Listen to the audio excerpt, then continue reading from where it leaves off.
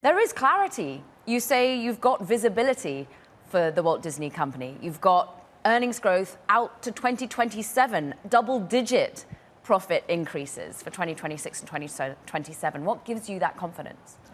Well, it's really a couple of things. If you look at the major investments that we've been making in the business over the last couple of years, number one is in the streaming business, and number two, obviously, is in the experiences business, so parks and cruises and the like.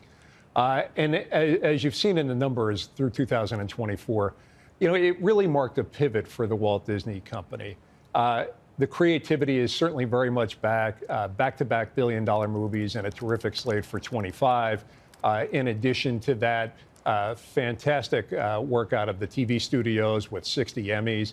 And that obviously feeds the flywheel of the Walt Disney Company, whether it's streaming or whether it's experiences, including parks, consumer products, and of course, the cruise ships. So given those investments that we've been making, and given that we now have good financial visibility into the returns on those investments, we felt like it was important to inform investors not just on how we were investing, but what they should expect in terms of the returns on those.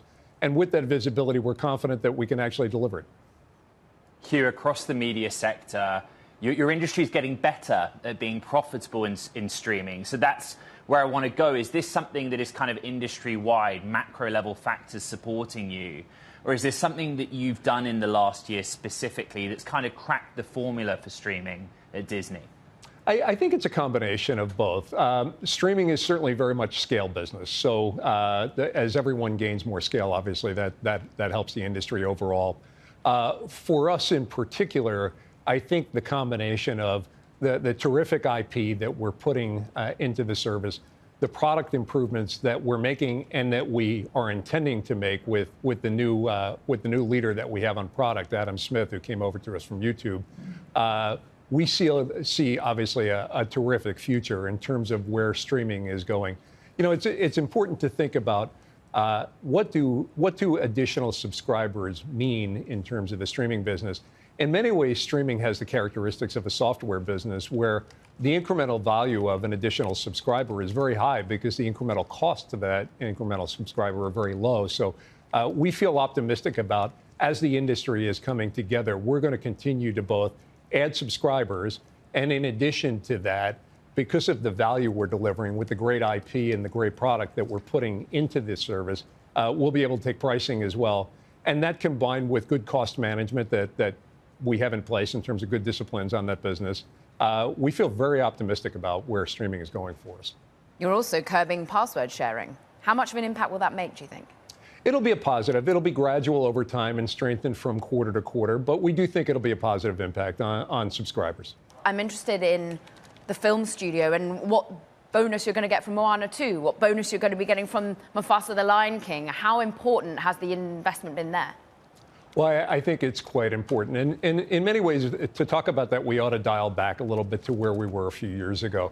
As we launched streaming, and it's important to remember, we've only been in the streaming business 5 years. So this is a relatively nascent business for us in many ways, even though it's going to be quite profitable for us, or is quite profitable now, and it'll be even more profitable in the future. But as we think about where we were a few years ago, we were very much focused on creating a lot of quantity in order to fill the service with content. And as is often the case, when you push hard on quantity, sometimes quality isn't quite up to where you would like it to be. When Bob Iger came back a couple of years ago, he talked about restoring creativity to the center of the company and reducing quantity and focusing on raising the bar on quality.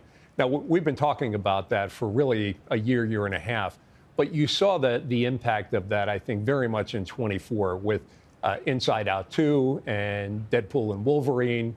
Back-to-back billion-dollar movies it's never been done before. And then on the TV side with Abbott Elementary and The Bear and, of course, Shogun, we had 60 Emmys. So I think that focus on quality is not something that's kind of a one-time random thing, but in fact is a sustaining impact on the company. So as we think forward to the slate in 2025, whether it's Moana 2 or Mufasa the Lion King or Lilo and Stitch or Avatar or Captain America, we're very optimistic that those movies are going to be big hits as well. We couldn't be more excited about them. Hugh, you've talked about the linear TV or live TV business almost like a hedge. I know you want to keep that audience. It's important to you, particularly the older demographic. But like many sports fans, I'm interested in the D2C launch on ESPN, how you think that will kind of change your audience and customers' attitudes in how they pay for sports, buy sports. Well, the important thing, I think, about the ESPN flagship launch, flagship is the project name that we use on that. I think the thing to think about is it's not just another distribution channel. So it's not basically taking ESPN alone as it exists and just putting it into streaming. It will have all of that content, to be clear. But in addition to that, it's really going to be a true digital experience in so many ways. So the ability to do e-commerce, the ability to track fantasy, the ability to shape some of the ESPN broadcast products to your liking, the ability to do online betting as a part of the product. It's a much more interactive, much more digital product. And that's where I think the big reshaping will come from. Consumers will choose whether they want to go through traditional cable networks or whether they want to go through the newer digital networks. And that's something that we're there for everyone everywhere. That's really the goal of ESPN is we want to be where the sports fan wants to be. But we do intend to bring a lot of value in that product. And I think sports fans will come to it relatively quickly. Hugh, why is the movie business performing so much better this year than last year? It really goes back to what I was talking about before. I think it was the focus on raising the bar on quality, not finishing a movie until we were satisfied. It wasn't just good or great, but truly excellent.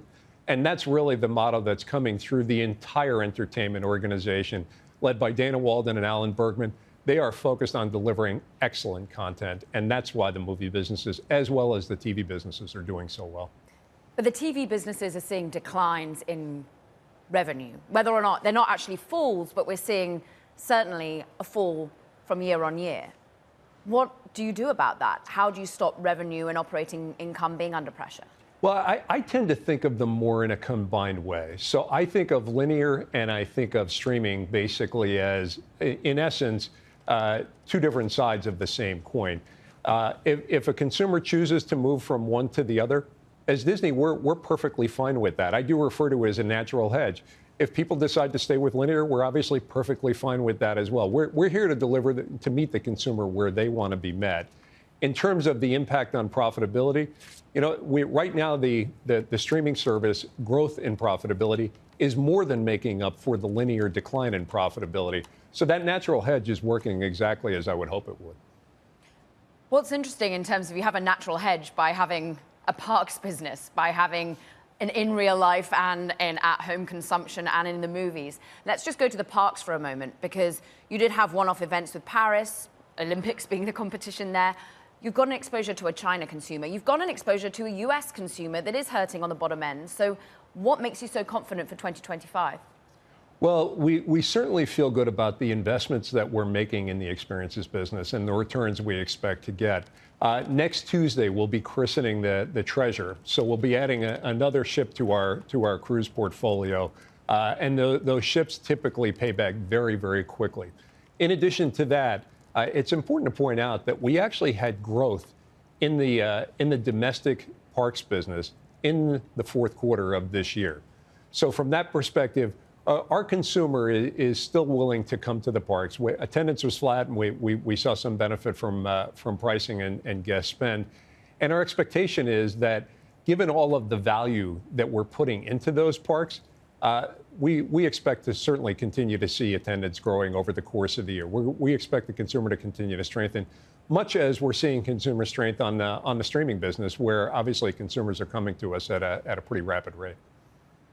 Hugh, I'll give it to you. We're only 9 days out from the US election. You're an experienced CFO. How are you modeling for changes in economic policy? You just gave us a 3-year forecast, so there must be something in your numbers. Right now, our assumption is things largely stay as is. So we're not assuming any changes in tax rates. We're not assuming any significant changes in fiscal support to consumers one way or the other. Obviously, as a company, we'll react to that. But as you noted, 9 days in, I think it's a little bit early to be thinking about what might be the case. I think maybe we ought to at least give time for the administration to take over before we start modeling too much. Does your view on M&A change? No, I think the portfolio we have right now is quite good. If you think about it in many ways, a lot of the conversation in media is about sort of creating consolidation and combinations. We really did that back in 2017 with the combination and the acquisition of Fox. And if you think about a lot of the assets that we got, a third of Hulu came with Fox. So now we own 2/3 of Hulu, and shortly we'll own the balance of Hulu. The Fox Studios came with Hulu, with the Fox acquisition. And a lot of the Emmys that we got on the TV side actually came out of that acquisition. So, and a lot of what I think other companies are looking at, the team here took advantage of a good 6-7 years ago and already built a very, very strong media business. Hugh, I'd like to end by talking about video games. It's the first opportunity I've had to ask you about Epic. And on the partnership, you explained you've kind of modeled into the coming years the impact of that partnership. But I don't think we've ever really discussed the point of taking the stake and when you start to see returns on the financial investment the company made in Epic. Yeah, so we obviously own a percentage of Epic. It's relatively small in the overall scheme of things. And it was intended to be a part of building out basically a Disney universe inside of Epic, and to sort of work with, to coincide with Fortnite. So in many ways, as the product goes out the door, that's when we expect to see significant returns. It does take time to build these products. In many ways, it's similar to the movie business. It's not something that you turn around in a couple of months. It's a couple of years. But I do expect to see terrific returns. If you think about younger demographics, video games are an important part of how they entertain themselves. And we think with Epic, we have a great partner to build out terrific products that will bring Disney to people in yet another form.